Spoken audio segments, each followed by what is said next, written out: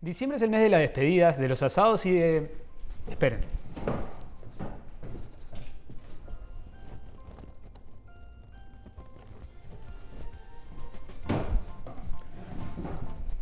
Ahora sí, me había olvidado. Diciembre es el mes de los asados, de la despedida y de la Navidad. Es el momento en el que el año se pone en piloto automático y la verdad que no hay mucha cosa para hacer. Pensar en un partido de fútbol definitorio en Navidad o en Nochebuena hoy parece imposible, pero no siempre fue así.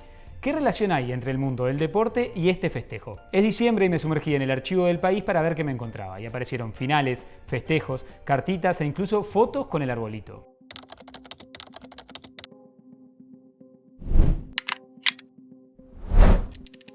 Pero antes de meternos en el archivo, hablemos de la Navidad. Uruguay tiene una relación particular con esta festividad, ya que si bien es celebrada popularmente, el Estado no la reconoce oficialmente y tiene un impulsor, José Valle y Ordóñez. Valle y Ordóñez, nacido en 1856, fue 2 veces presidente de la República y es uno de los grandes referentes del Partido Colorado. Una de sus insignias fue la separación del Estado de la Iglesia, que impulsó en su primera presidencia y se mantuvo luego. Este proceso de secularización tuvo varios hitos, como cuando se quitaron los crucifijos de las escuelas públicas y hospitales, se prohibió la enseñanza de religión en las escuelas públicas, o cuando Valle, tras jurar ante la Biblia en la asunción de su segunda presidencia, lo calificó de requisito constitucional sin valor y juró por su honor de hombre y ciudadano. El 23 de octubre de 1919 llegó el final de la Navidad como una fiesta oficial en nuestro país, ya que ese día se sancionó una ley que determinó un nuevo calendario de días festivos en Uruguay. Desaparecían para siempre del calendario oficial las festividades católicas, reconocidas y practicadas por el Estado desde la colonia. Semana Santa, el Día de la Virgen, el Día de Reyes y la Navidad. Aparecieron entonces la Semana de Turismo, el Día de los Niños, el Día de las Playas y la Fiesta de la Familia. Desde un principio esa decisión causó controversia. Al menos en el país, el 26 de diciembre de 1919, acusaron al vallismo de querer disipar la más sublime leyenda de la humanidad, y que Valle y Ordóñez le declaró una guerra personal al fundador del cristianismo. En otro apartado, afirman que la celebración del advenimiento del Niño Dios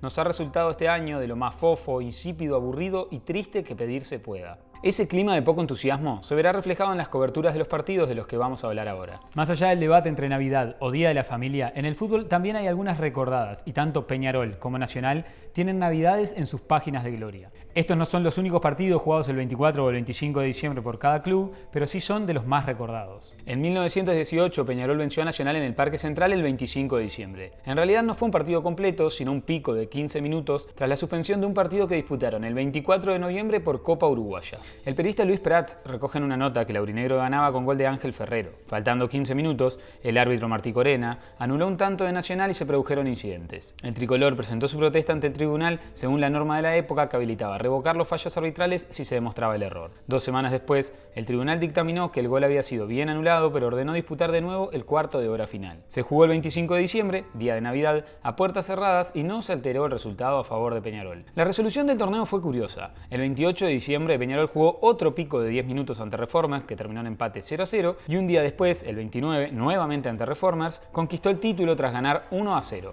3 años después, en 1921, jugaron otro clásico decisivo el 25 de diciembre. Pero para mostrarles lo que quiero, tengo que correr un poco todas estas cosas y traer un bibliorato.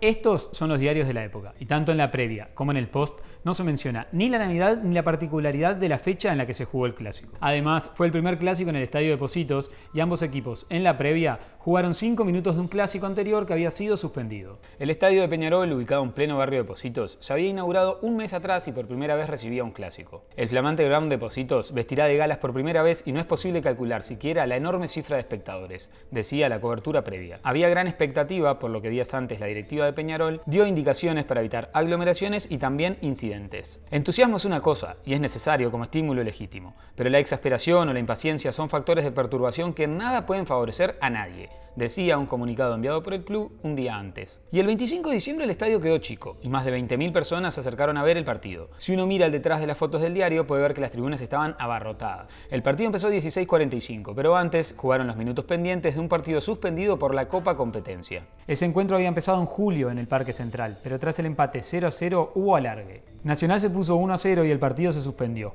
por lo que se retomó el 25 de diciembre y el score no cambió, por lo que Nacional pasó de fase. Tras esos 5 minutos llegó el plato fuerte e incluso hubo cambio de jugadores. Solamente Nacional mantuvo a 2 de ellos, Urdinarán y Foglino. Me llamó la atención que en el reporte destacan que Nacional eligió jugar el primer tiempo con sol y viento a su favor. Con razón o no, el tricolor empezó mejor y se puso adelante con un gol de Masali. En el segundo tiempo, Peñarol empató el partido con gol de cabeza de Terevinto tras un córner que fue muy celebrado por su hinchada. Y a unos 10 minutos del final, la aparición de Piendiven en el área para meter el 2-1 elevó la emoción. Peñarol pasó al frente, el gol parecía cerrar el partido y los hinchas intentaron invadir la cancha, aunque eso se controló. Peñarol ganó y un jugador fue retirado en andas por su hinchada. El país destaca que Alfredo Faulino se acercó a felicitar a Piendiven en un gesto aplaudido, pero que Urdinarán hizo lo opuesto. Lo tomó a golpes de puño y recibió un puñetazo en la frente. Según consigna el diario, tras el partido hubo festejos e incluso un banquete, porque Peñarol prácticamente que selló el campeonato. Finalmente lo confirmó en un pico que jugó contra el club Lito a mediados de enero.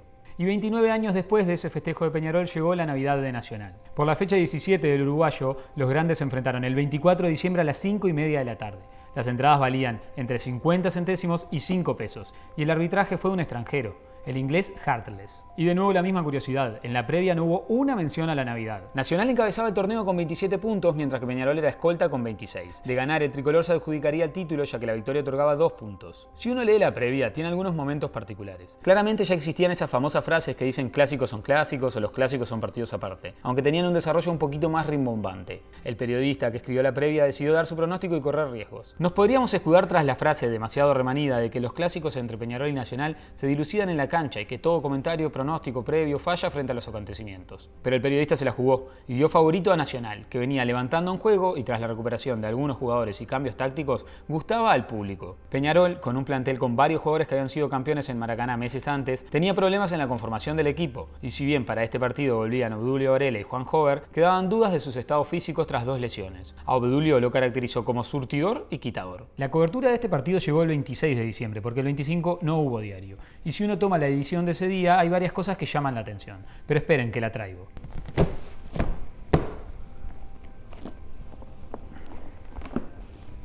El primero y principal es que los diarios de esa época no siguen la lógica de lectura que tienen hoy en día.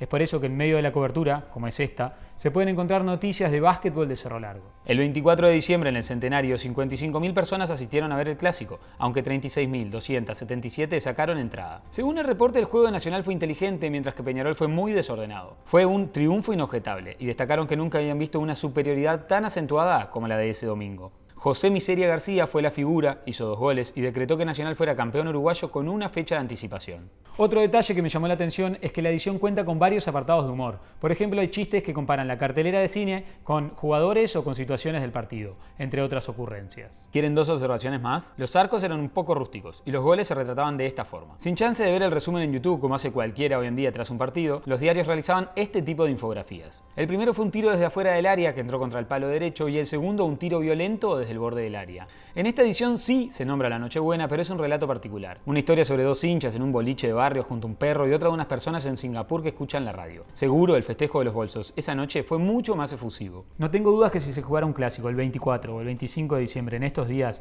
un pedido se repetiría en todas las cartas a Papá Noel de los hinchas: ganarlo. Pero ¿qué pedirían los jugadores? ¿Y los técnicos? ¿Cuáles serían los pedidos de otros deportistas? Revisando diarios más cercanos en el tiempo, como este, se puede despejar esa duda con una nota que fue típica entre fines de los 90 y los 2000. Si bien hay algún registro de jugadores en su intimidad en Navidad anterior a los 90, esta nota cobró asiduidad a finales de la década. Silvia Pérez, periodista de gran trayectoria que trabajaba en El País, fue la firma tras esta recopilación que se mantuvo por años. Silvia recuerda que la idea era visitar a los protagonistas del año en sus casas, ver cómo vivían esta festividad y charlar sobre sus deseos para un nuevo año. Ella solía lograr un vínculo de confianza y cercanía con los deportistas. Logró mostrar la intimidad de sus fiestas y varias fotos pintorescas con pedidos particulares. Esta es la primera edición de la que encontré registro físico. Si quieren la podemos repasar.